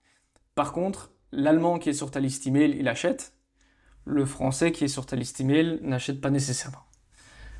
Ok. Est-ce que tu mettais genre la roue de la fortune ou tu mettais une pop-up classique Alors, on a essayé la roue de la fortune à un moment, c'était rigolo. Ça a bien marché à un moment, mais ensuite, les pop-up classiques ont outperform. Ah ouais? Ok. Ouais, la roue mettait juste une friction supplémentaire pour nous, pour nos clients. Les gens étaient déjà tellement convaincus qu'ils allaient acheter que, en fait, juste leur donner un code rapidement qu'ils puissent utiliser rapidement pendant l'achat, c'est ce qui marchait le mieux. Ouais, mais tu perdais un peu de marge. Très peu, parce que Hmm. c'est les montants qu'on aurait donnés de toute façon, hein, c'est du 10, 15, 20% max Ouais. qu'on donnait en réduction. Donc c'est ce que les gens auraient gagné avec la roue de toute façon. Ouais, mais du coup, ils doivent mettre leur email, attendre l'email pour recevoir le code, revenir sur l'application Shopify, enfin sur ton site. Est-ce que c'est pas un peu même plus de traction, friction? Non, justement, on l'envoyait par mail, mais on le mettait aussi directement sur le site. Donc Ok. dès qu'il cliquait sur envoyer, il voyait le code de réduction. Et ça, c'est parce qu'en fait, on se rendait compte que si nos ventes se faisaient vraiment instantanément, donc si quelqu'un n'avait pas acheté dans les 48 heures, ils allaient probablement pas acheter. Ok, ils étaient vraiment dans l'achat impulsif émotionnel. C'est Euh, ça, Là, c'est Noël arrive, voilà, c'est le moment. T'avais sûrement mis beaucoup de discounts avec le Black Friday, etc. Donc, ok. exactement. Ouais, Ouais. donc ils achetaient directement. J'avais quoi comme question intéressante? Est-ce que ta fiche produit, tu l'as améliorée? Il n'y avait pas ChatGPT à l'époque, tu faisais du copywriting ou... On a essayé de l'améliorer en copywriting. Après, ce qui a été très rigolo, c'est que plusieurs fois, on a essayé de rebrander le site. C'est vraiment de rendre le site parfait avec des images parfaites, haute qualité, copywriting fait par des professionnels, meilleur thème, c'est 500 € le thème. euh, et C'est chaque fois lequel, qu'on a essayé de pusher ce ça, thème? je saurais plus te le lire. Ok. Mais chaque fois qu'on a essayé de pousser ça, on a vu une baisse de conversion instantanément de 50%. Ok, ouais. Instantanément. À l'heure pile où tu lances le nouveau thème avec tout qui est bien brandé, instantanément chute de conversion. On a eu ça à 3 reprises. Du coup, ensuite, on a gardé simplement ce qu'on avait déjà avec des petites optimisations de temps en temps, mais plus de grosses modifications. Ok. Intéressant. Donc c'était vraiment une page simple?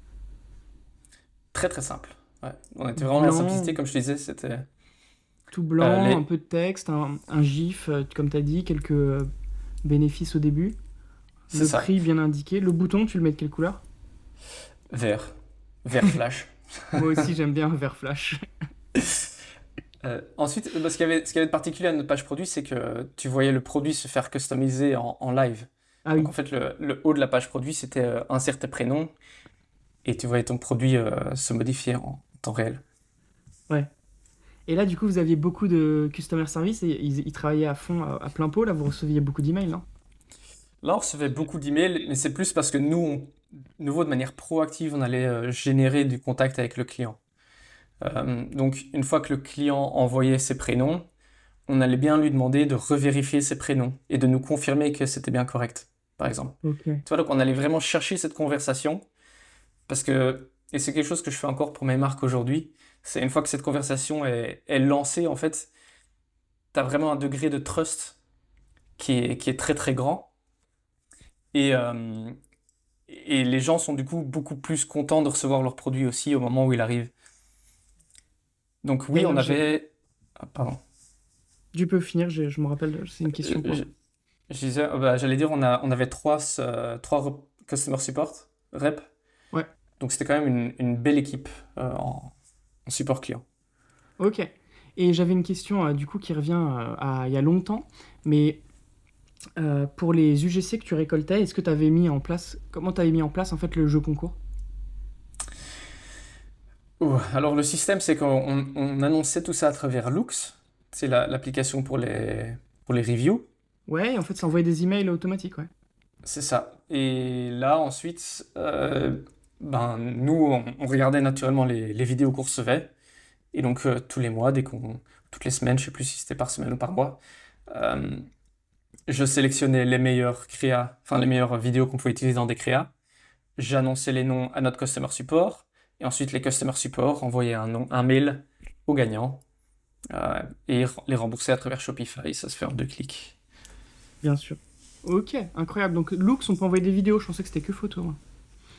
C'était le début des vidéos à ce moment-là, donc c'est très bien tombé. Je pense qu'on a dû commencer avec des liens en Drive, ça c'était galère, mais ensuite Loox a commencé les vidéos. Parfait. Waouh, donc ça, c'est vraiment game changer pour ceux qui ont écouté jusqu'à 55 minutes. Et en plus, la question, je l'ai posée à longtemps après, et je suis sûr qu'il y en a plein qui vont rater, mais ça, c'est trop bien pour choper des UGC gratuitement, garder la discussion en fait avec le client. C'est ça le. En fait, c'est comme ça qu'on fait du e-commerce, hein, c'est essayer d'être super proche de ses clients. Ok, donc continuons ton histoire.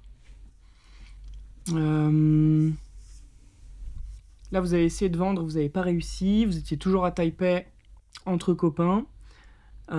Lui, il essayait de lancer des trucs, des projets passion. Toi, tu as essayé de relancer d'autres sites? Oui, donc à un moment on s'est du coup séparés, parce qu'au bout de 2 ans, j'avais obtenu ce que je voulais, qui était finalement de pouvoir voler mes propres ailes. Donc je Ouais, me suis lancé à mon compte, et là ça a été assez court en fait.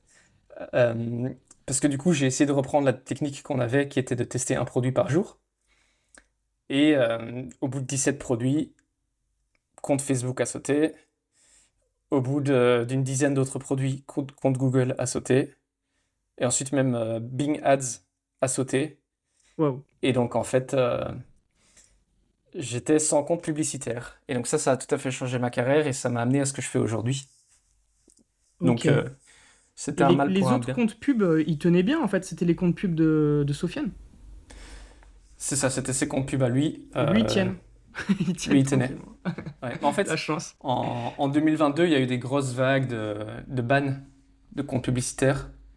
Tout ça a été Ouais. géré par de l'IA et par des triggers automatiques.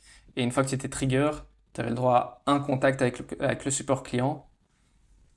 Et si en un contact, ça s'était pas bien, tu n'avais pas réussi à résoudre ton problème, bah, en fait, ton compte était bloqué à vie, en tout cas pour moi. Voilà. Et le Bing Ads, est-ce que l'utilisais déjà beaucoup avant ou tu l'as créé parce que tu as été ban de Google, tu t'es dit bon, il me reste plus que Bing? Je l'ai lancé en parallèle à Google et sur mon dernier produit, en fait, Bing était meilleur que Google parce que je m'adressais à une population âgée. Ok, ils sont Et Bing, ils sont sur Yahoo, ils sont sur quoi? J'ai oublié. Bing, c'est donc en fait quand tu utilises Microsoft Edge au lieu de Chrome, tu as Bing qui est intégré comme moteur de recherche Ouais. automatique. Et puis aussi sur beaucoup d'ordinateurs de bureau. Donc tout le monde qui travaille dans des grosses entreprises, qui utilisent toute la suite Microsoft, ben, eux ont aussi Bing installé, enfin donc Edge installé comme moteur de recherche, comme navigateur de base, et donc Bing comme navigateur de recherche, Ok. comme module de recherche. Il me semble que ça couple aussi avec Yahoo. Je suis pas sûr. Ouais. Oui, c'est possible. Yahoo, parce qu'ils ont aussi un moteur de recherche Yahoo. À la base, bah, Yahoo, c'était avant Google, hein, c'était le leader. Google est arrivé en deuxième et au final a pris tout le marché. Ok, super intéressant. Déjà, là, on a fait une belle heure. Mais on n'est même pas arrivé sur le mieux, j'imagine, non? L'actualité, quoi. Donc, là, Exact. vous vous êtes séparés, tu t'es fait ban de partout. Qu'est-ce qui s'est passé là? T'étais en dépression? J'ai eu un peu du mal, j'ai lancé ma chaîne YouTube, j'ai commencé à regarder les autres business models. Je me suis permis de réouvrir mon Shiny Object Syndrome, le, Ouais, le syndrome de l'objet brillant, donc d'aller regarder un peu côté des agences SMMA, côté des newsletters rémunérés, tout ça. ouais, Et ensuite, une opportunité s'est présentée à moi. C'était donc avec mon business partner actuel. Donc lui, en fait, avait lancé ses sites il y a 3 ans, enfin 3 ans auparavant, et voulait les vendre. Et d'accord. donc lui était en recherche ce qu'il appelait un operations manager. Donc en fait, c'est un directeur général qui, de un, allait lui permettre de ne plus devoir travailler dans son business. Parce que tu sais, tu te lances en e-commerce, tu te dis c'est bon, d'ici 1 an, je suis en Thaïlande sur la plage, je travaille 2 heures par jour et le business tourne tout seul. Et en fait, c'est pas ça qui se passe. Si tu veux vraiment scale ton e-commerce, tu te retrouves à travailler encore 60 heures par semaine au bout de 3 ans. Ah oui, fatigant, Donc, quoi. très très fatigant. Donc, lui, son objectif, c'était premièrement de faire que lui ne doive plus que bosser 2 heures par semaine. Ensuite, de réussir à vendre les sites, parce qu'il y avait 3 sites, de réussir à les vendre dans les 12 mois. Et avant de les vendre, il voulait que je double son chiffre d'affaires, histoire que ça augmente la valeur à la revente. Ok, ouais. Voilà. Et donc ça, c'est ce que je fais aujourd'hui, je suis Operations Manager, donc j'arrive, j'optimise un business, je libère le fondateur et je prépare le business à la vente. Lui, il bosse plus beaucoup d'heures là maintenant par semaine depuis que t'es là? Ben, comme j'ai dit, non, il a réduit à 2 heures par semaine. Ok, Ensuite, on a vendu du coup le site côté Amérique. Donc en fait, il avait 3 sites, un en Amérique, un en France et un en Allemagne. Et le site américain, on l'a vendu. Malheureusement, l'acheteur n'a pas voulu racheter les 3 sites en même temps. Donc là, on a encore 2 sites e-commerce à gérer. Et ensuite, en plus de ça, on est en train de voir quelles opportunités saisir avec le cash qu'on a généré avec la vente. ok, donc vous voulez continuer à être associés ensemble? C'est le but. Le but, c'est d'utiliser le cash pour pouvoir recruter des personnes un peu plus high level, de pouvoir payer des gens qui ont finalement eu des expériences un peu similaires aux nôtres, donc vraiment avec un profil plus élevé qu'en passant par Upwork, euh, et pour vraiment construire une belle boîte dans les 3 à 5 prochaines années. Ok, tu te vois encore longtemps avec lui. Est-ce que tu peux dire le nom du site, la niche, etc. Parce qu'on est allé un peu vite. Là, on est déjà à aujourd'hui, mais je pense qu'il y avait 1 an et demi, non, de trou. Bah, du coup, donc, là, ça fait 12 mois, donc ça fait 1 an que je travaille avec lui, Ouais. même un peu plus. Et puis, donc, il y a 6 mois de trou qui sont les 6 mois où j'ai un peu rechargé mes batteries, où j'ai joué avec ma chaîne YouTube, où j'ai testé les autres business models. Mais là, il n'y a pas grand-chose d'intéressant à mentionner. Tu veux donner ta chaîne YouTube? On peut la donner, elle est un peu morte en ce moment, elle s'appelle Sprints with Seb. Ok. Euh, C'était ouais, donc là, marrant, c'était c'était une bonne expérience, ça? incroyable. Bah, c'était vraiment tester ce qu'on disait en fait. Tu sais, on disait, si tu crées juste une vidéo par semaine pendant 6 mois, ça finira par marcher. Et là, bah, au bout de 8 vidéos, j'en ai eu une qui a fait 300 000 vues. Ah Et ouais. donc là, la chaîne a tout à fait bien pris. Et t'étais rémunéré par YouTube ou pas? Bah non, ça a été pour ça que j'ai arrêté. En fait, YouTube te paye sur tes comptes publicitaires Google. Et donc, comme ces comptes-là étaient bloqués, Ah! YouTube a refusé de me payer. Waouh! Ah, je savais pas du tout ça. Incroyable. Donc c'est très risqué pour un gros YouTuber de commencer, par exemple, l'e-commerce, quoi. Mm. C'est, il y a des risques. Il y a des risques. Waouh! Ok, ok, ok. Et ouais, les vidéos que tu postais, c'était quoi à peu près? Donc celles qui ont bien marché, en fait, j'aime bien documenter ce que je fais au moment même. Tu sais, ça permet aux gens de voir la vie d'un entrepreneur et ce qu'il fait au jour le jour. Donc là, comme je me lançais sur YouTube, Je montrais comment je créais mes vidéos YouTube, comment je trouvais les sujets pour mes vidéos YouTube, comment je créais des shorts. Je créais des shorts un peu, tu sais, comme Alex Hormozy et Grant Cardone à cette époque-là. Ouais. Donc on parle il y a presque 2 ans, et 1 an et demi, 2 ans. Euh, et ça, c'était assez révolutionnaire pour beaucoup de gens à ce moment-là. Bah, il y a plein de SaaS qui se sont créés et qui ont fait beaucoup d'argent, qui mettent juste en fait des sous-titres, les gros sous-titres, automatiquement. Alors Exact. qu'il n'y a pas besoin, il y a CapCut qui est gratuit. Mais il y a plein de SaaS qui ont fait ça, hein, qui ont même fait des exits magnifiques, etc. Mais c'était ça, j'ai fait pas mal de tutoriels CapCut, entre autres. Mm. Ouais, ouais, j'ai vu ça. Je les ai regardés, ils sont très bien, Merci. hein. Ok. Alors, repassons côté e-commerce. Donc là, c'était ton moment YouTube, tu étais toujours à Taïwan. Et comment tu as rencontré ton associé? Bah, ça, c'était à travers mon associé précédent. Donc, mon associé précédent connaissait mon nouvel associé qui lui habitait en Thaïlande et savait qu'il passait pendant quelques jours à Taïwan. Et du coup, il nous a mis en contact. Et à l'époque, il galérait avec son operations manager du moment, donc il avait déjà essayé de recruter pour cette position-là. Ok. Et donc, moi, j'avais plutôt une approche défensive parce que j'étais pas à la recherche d'un travail à ce moment-là. Donc, j'avais une approche défensive et je lui disais ma manière de manager, qui est que, en fait, si ton employé n'atteint pas les résultats que tu souhaites, enfin, ou que tu souhaites qu'il atteigne, c'est en général la faute du manager et pas la faute de l'employé. Ok. Waouh. Et donc, lui se T'étais pas plaignait. très sympa au début. Non, non, donc justement, par exemple, donc, quand je gère quelqu'un, si cette personne ne fait pas l'output que j'avais en tête, je vais dire que c'est de ma faute et pas de la sienne. Mhm. Et donc, je lui ai expliqué ça, que pour moi, la faute était probablement plutôt chez lui que chez son manager. Ok. Et donc, pendant une semaine, je l'écoutais se plaindre. Et au bout d'une semaine, je lui ai dit, bon, allez, montre-moi ce que cette personne a fait. On ouvre ton ClickUp et montre-moi ce qu'elle a fait ces 2 dernières semaines. Et je te dis si c'est toi qui est pas réaliste ou si c'est la personne qui est pas très douée. Ok. Et donc là, il ouvre le ClickUp et on regarde tout ce que cette personne a fait cette semaine, puis la semaine d'avant, puis la semaine d'avant. Et puis je lui dis, bon, bah en fait, t'as raison, tout ce que cette personne a fait en 3 semaines, je te le fais en 2 heures. Sérieux? Sérieux. Il était lent en fait, l'opération, le gars là. Ouais. En fait, c'est quelqu'un qui avait jamais géré de site avant. Et donc, Ouais. c'était ce qu'on dit en anglais souvent, c'est si tu payes des cacahuètes, tu vas attirer des singes. Ok. Et donc, il payait quelqu'un qui n'avait pas d'expérience, qui était joueur de tennis professionnel par avant, Ah oui. mais donc qui avait aucune expérience en gestion d'équipe en e-commerce. Ok. Et c'est quoi ClickUp? C'est l'outil qu'on utilise pour gérer nos tâches. Donc, c'est un peu comme Asana, Trello, Hmm. Monday.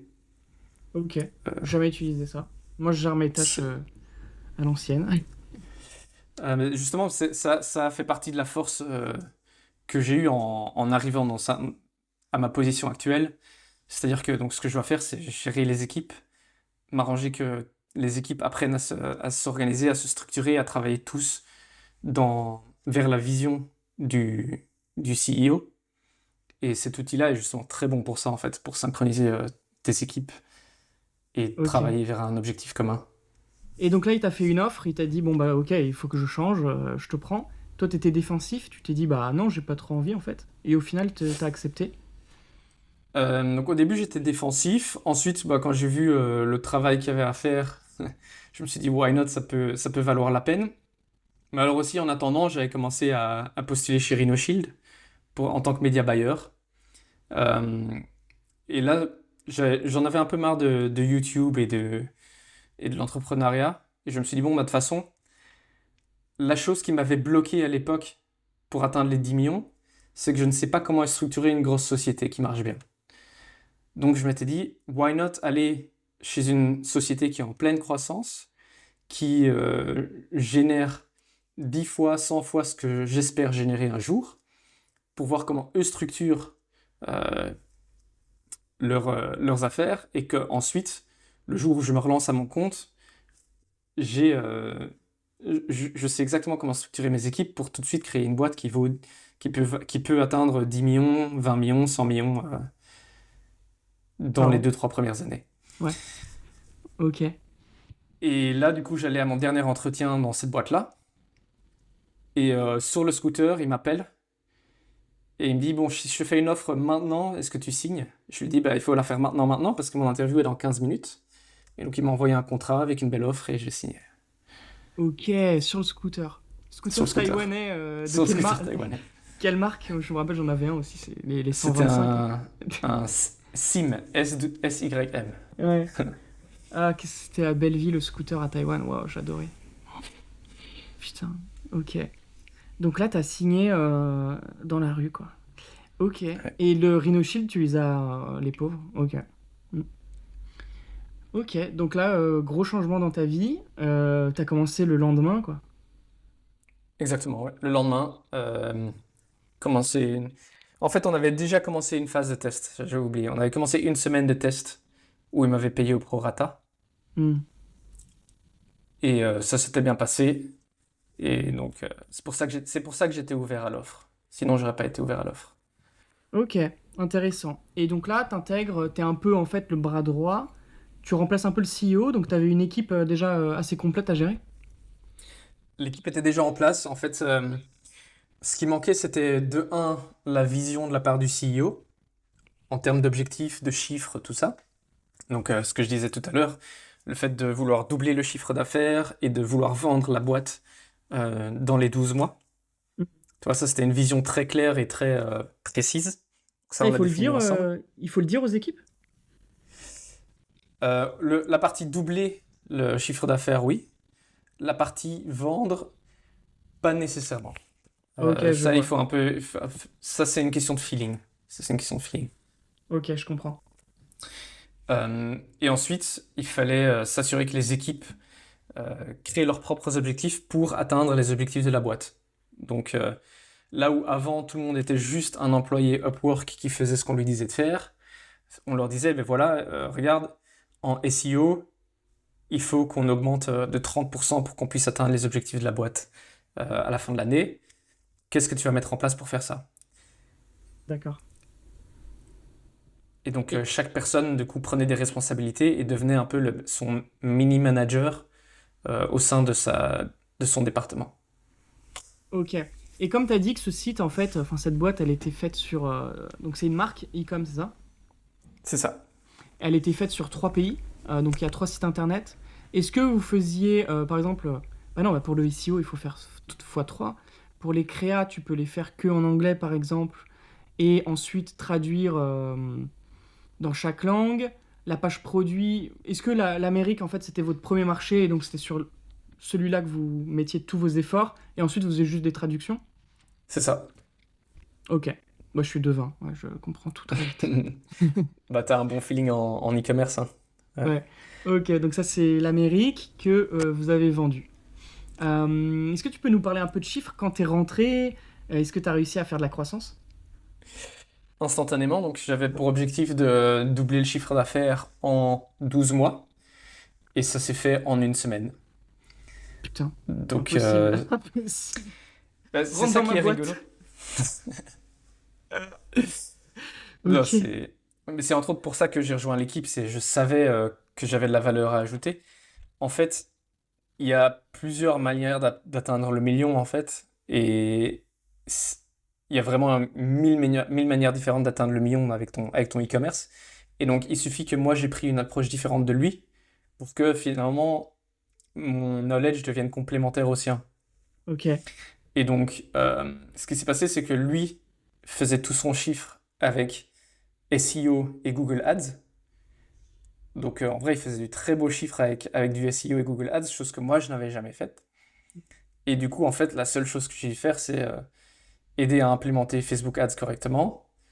Et puis ensuite, m'arranger pour que ces équipes aient un vrai plan sur comment euh, améliorer les canaux existants. Ouais. Et là, c'était l'Amérique. Quand t'as commencé, t'as fait l'Amérique direct? Les trois, j'étais en charge des trois. Ok. Donc là, en une semaine, fin du game, et du coup, bah, il t'a félicité, j'espère, je sais pas. Et Euh, Pas tout à fait. Donc, fin du game pendant plusieurs mois.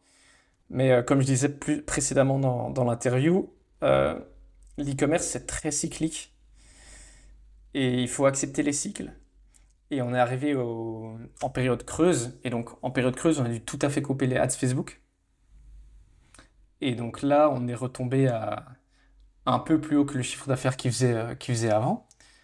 Mais il fallait avoir le courage de couper les ads à ce moment-là et de pas bleed et de garder les sous pour Q4. ok, ouais. Ouais, ouais, ouais. En général, on coupe pas, hein.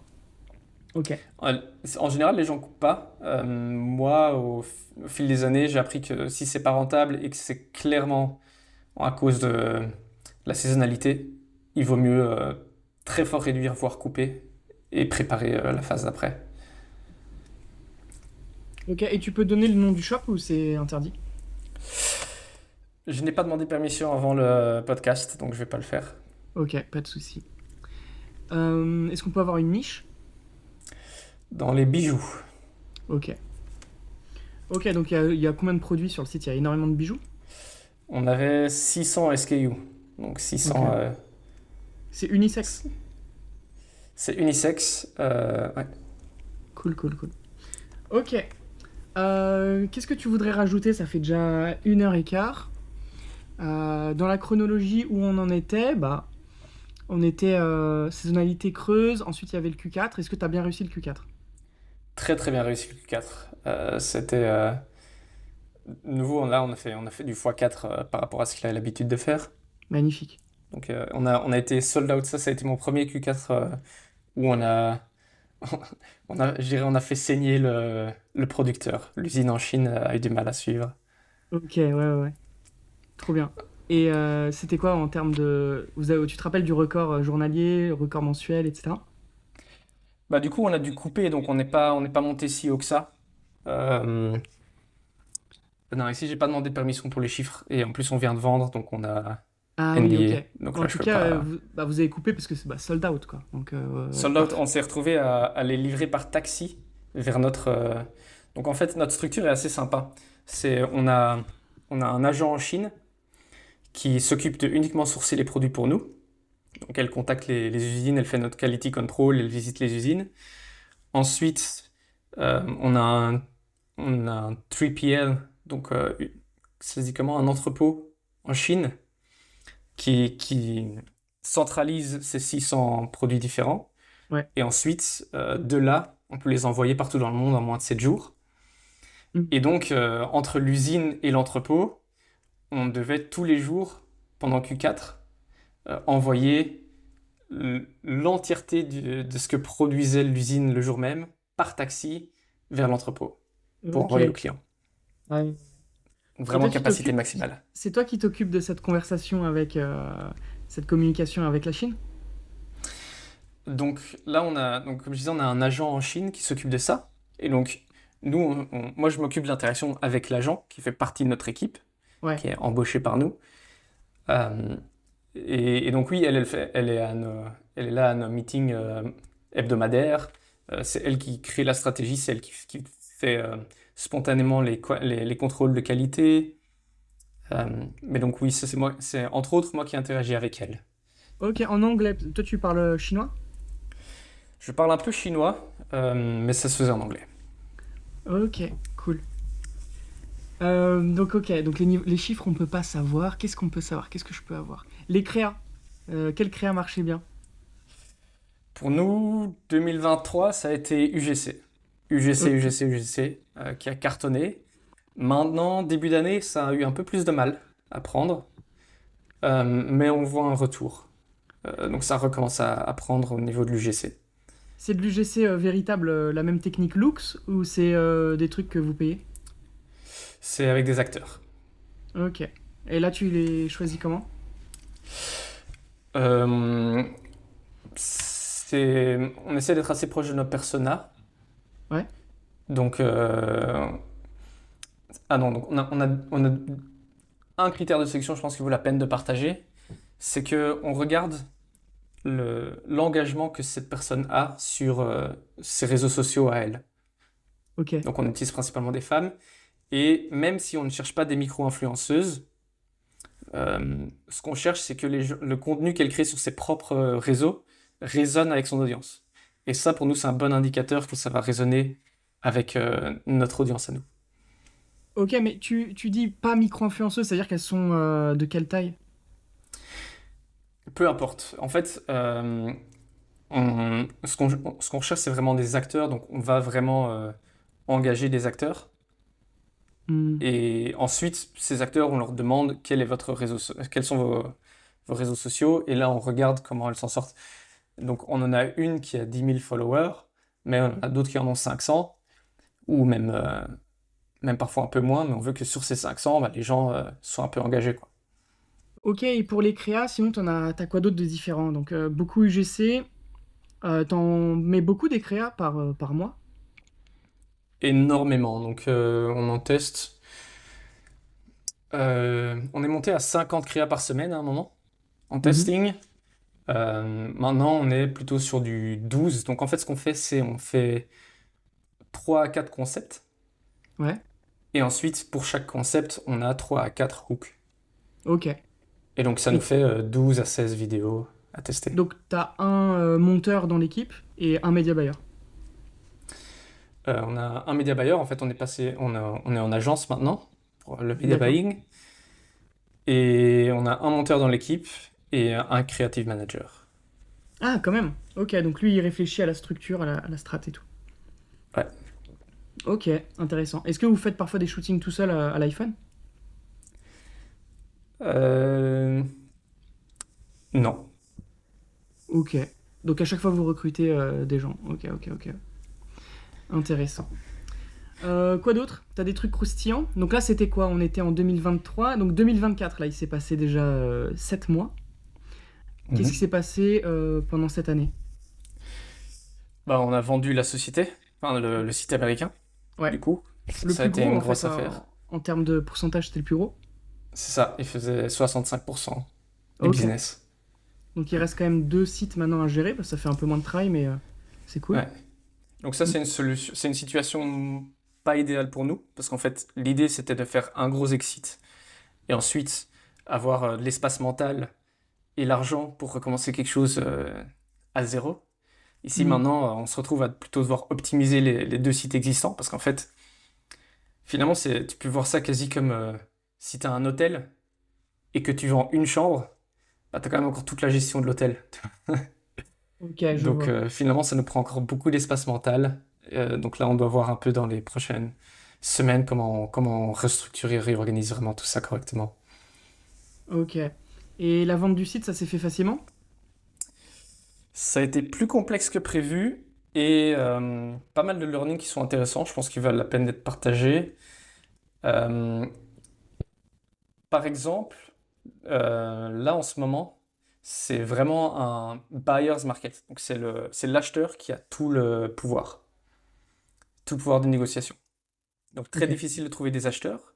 Ensuite, euh, c'est très difficile de trouver des acheteurs pour tout ce qui est hors marché US. Par exemple, on a beaucoup de grosses plateformes, genre comme Empire Flipper, qui nous ont refusé, rien que par le fait qu'on avait des sites en Europe à vendre aussi. Bizarre. Donc, eux voulaient proposer que de l'américain. Et en fait, en creusant, on a du coup trouvé la raison, qui est que les Américains reçoivent du crédit pour acheter des sociétés. Ouais. Donc, en fait, tu peux aller facilement faire un emprunt. Donc, pour un Américain, il y a une société en vente, tu fais une due diligence, donc c'est-à-dire vérification des chiffres avec une société qui est reconnue par ta banque. Ensuite, avec ces chiffres-là, tu peux aller présenter ton plan d'achat à la banque et la banque te donne des sous. Donc c'est très très facile pour un Américain d'acheter une société américaine. Donc il préférait rester en spécialisé US et il voulait pas avoir. Enfin, cette plateforme en tout cas, elle préférait avoir que ça, ouais, ok. C'est ça. Parce que la différence est énorme. Imagine, tu dois acheter un site tout à fait en cash versus tu reçois 60-70% du montant en emprunt de la banque. Ouais, bien C'est tout sûr. à fait différent. Par exemple, si on prend l'exemple pour un... Disons qu'une société vaut 1 million. Si tu dois mettre 1 million sur la table, c'est pas évident. Par contre, si tu peux ne que mettre euh, 300 000, c'est beaucoup plus simple à Ouais. acheter. Et c'était ça en général. Là, votre acheteur, par exemple, il a mis 30% du prix. Il nous a pas dit le pourcentage exact, mais ça doit pouvoir se retrouver sur Internet. Ok. Ouais, ouais, ouais. Donc là, les acheteurs, ils sont contents, tu continues de les suivre. Mm. Ils sont très contents. C'est un très bon achat d'ailleurs, racheter un e-commerce ou racheter une société, c'est un très bon achat. Parce que si tu y penses, donc nous on a eu la chance de pouvoir le vendre à un multiple de 3 de notre EBITDA. Ok. Donc tu pourrais dire que c'est un multiple de 3 de ton bénéfice. Simplifié pour les gens qui connaissent pas trop les termes comptables. Et du coup, en fait, ça veut dire qu'au bout de 3 ans, si la société reste faire le même chiffre, donc même sans croissance, ça veut dire que chaque année, l'investisseur récupère 30% de sa mise. Bah, il faudrait Or, un bon SEO, quoi. ouais, et pour ça, il faut juste qu'il maintienne les chiffres existants. Donc, il faut D'accord. même pas qu'il aille chercher de la croissance. S'il arrive juste à maintenir les chiffres existants, il fait 30% par an sur son investissement. Mais Ce est-ce qui est qu'il incroyable par rapport à un aura... investissement en bourse. Ouais. Mais est-ce qu'il aura toujours les équipes? Parce que du coup, si vous avez toujours deux autres sites à gérer, les équipes, tu les gardes. Non, donc on a dû vendre la plupart des équipes.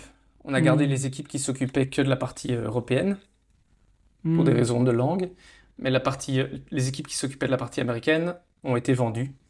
Hmm. Euh, Ça fait partie du deal d'ailleurs. En général, ils mettent une clause comme quoi si l'équipe part avant les 6 premiers mois, en général, tu touches pas une partie du montant de la vente. C'est-à-dire que là, ils vous ont pas payé tout le, ouais, le prix complet, quoi. Non, il y a presque toujours une partie en réserve en fait. Donc, ils t'offrent une première partie en cash, en général 70-80% du montant. Et ensuite, les 20-30 derniers pourcents sont avec des conditions. Donc, il y a des conditions que l'équipe reste en place.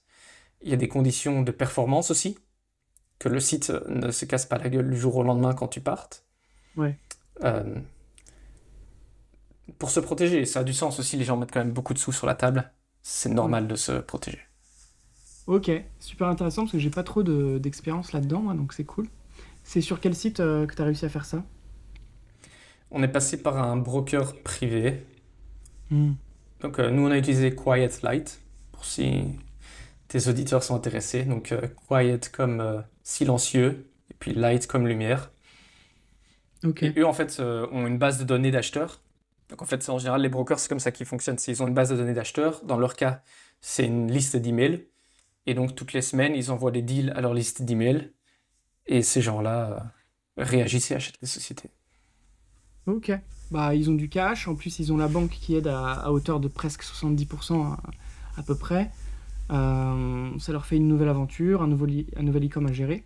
J'ai un pote qui a acheté des e-com, j'avais fait des ads pour lui l'année dernière ou il y a 2 ans. Et je lui dis, mais pourquoi t'achètes un e-com autant juste le créer toi-même, ça va assez vite.